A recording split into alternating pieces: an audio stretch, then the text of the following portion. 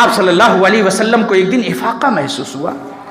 آپ صلی اللہ علیہ وسلم دو آدمیوں کے سہارے نماز پڑھنے کے لیے جماعت میں چل پڑے. اللہ اکبر. بخاری کی روایت.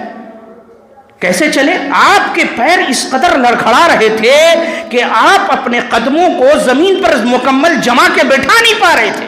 دو آدمیوں کا سہارا لیے ہوئے تھے. اور بخاری کے اندر جو الفاظ ہیں وہ کیا ہیں حدیث کے اندر؟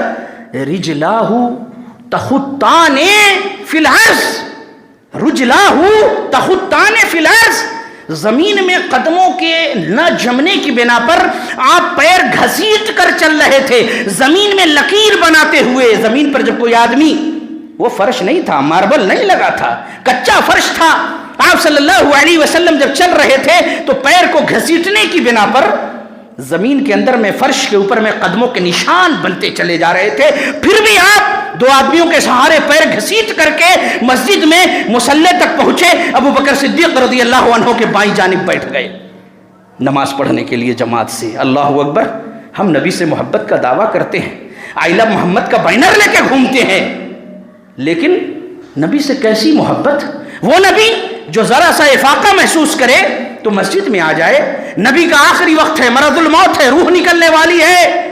آپ بار بار کہہ رہے ہیں, حضرت علی کہتے ہیں کانا آخر کلامہ صلی اللہ علیہ وسلم, اللہ کے رسول کی جو آخری بات اور آخری گفتگو تھی وہ کیا تھی؟